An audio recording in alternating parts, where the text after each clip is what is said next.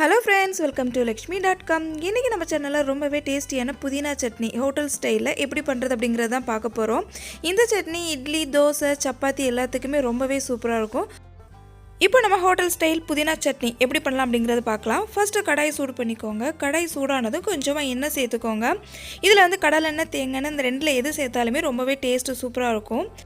எண்ணெய் சூடானது 2 table spoon உளுந்து இருக்குல்ல அதை சேர்த்துக்கோங்க. புதினா சட்னிக்கு உளுந்து கொஞ்சம் அதிகமாக சேர்த்துக்கிட்டோம் அப்படின்னா தான் அதோட டேஸ்ட் வந்து நல்லாயிருக்கும்.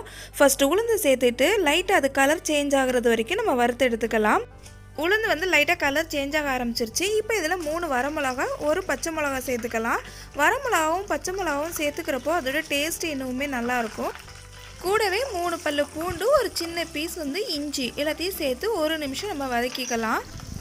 1 நிமிஷம் வதக்குனதுக்கு அப்புறமா இது கூட பொடியாக நறுக்கி வச்சிருக்கிற பெரிய வெங்காயம், இது வந்து நான் 2 மீடியம் சைஸ் பெரிய வெங்காயம் வந்து எடுத்துருக்கிறேன். இந்த அளவுக்கு சின்னதாக நறுக்கிக்கிட்டீங்க அப்படின்னா சீக்கிரமாக வதங்கிடும். இப்போ இந்த வெங்காயத்தையும் சேர்த்து நல்லா வதக்கி எடுத்துக்கலாம்.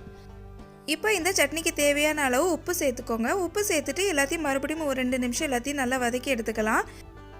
வெங்காயம் இந்த அளவுக்கு வதங்கினது நம்ம பொடியை நறுக்கி வச்சிருக்கிற தேங்காவை இதோட சேர்த்துக்கலாம். நீங்கள் வந்து ஒரு 1/4 கப் அளவுக்கு வந்து தேங்காய் சேர்த்துக்கோங்க. துருவன தேங்காய் அப்படின்னா ஒரு 1/4 கப் சேர்த்துக்கோங்க. எல்லாத்தையும் மறுபடியும் நல்லா வதக்கிக்கலாம்.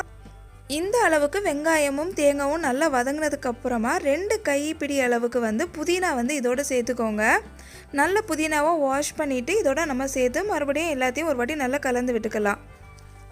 இது அப்படியே லோ ஃப்ளேமில் கொஞ்சம் நேரம் விட்டிங்க அப்படின்னா எண்ணெயெல்லாம் நல்லா பிரிஞ்சு வர அளவுக்கு புதினா நல்லா வதங்கி வந்துடும்.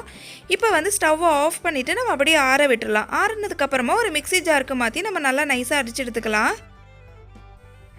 நம்மளோட புதினா சட்னி வந்து நல்லா நைஸாக அரைச்சி எடுத்தாச்சு. இனி இதில் வந்து நம்ம தாளித்து கொட்டிடலாம். தாளித்து கொட்டுறதுக்கு கொஞ்சமாக எண்ணெய் சேர்த்துக்கோங்க தாளிப்பு கரண்டியில். கூடவே கொஞ்சமாக கருவேப்பிலையும் வரமிளகாவும் கிள்ளி போட்டு தாளித்து கொட்டணும் அப்படின்னா நம்மளோட சூப்பரான புதினா சட்னி ரெடி ஆகிடும். கண்டிப்பாக இந்த ரெசிபி உங்களுக்கு பிடிச்சிருக்கும் அப்படின்னு நினைக்கிறேன். இந்த ரெசிபி உங்களுக்கு பிடிச்சிருந்துச்சு அப்படின்னா மறக்காமல் லைக் அண்ட் ஷேர் பண்ணுங்கள். அப்படியே நம்மளோட lakshmi.com சேனலை சப்ஸ்கிரைப் பண்ணிக்கோங்க. இதே மாதிரி இன்னொரு சூப்பரான ரெசிபியில் வந்து உங்களை நான் மீட் பண்ணுறேன். அது வரைக்கும் நன்றி, வணக்கம்.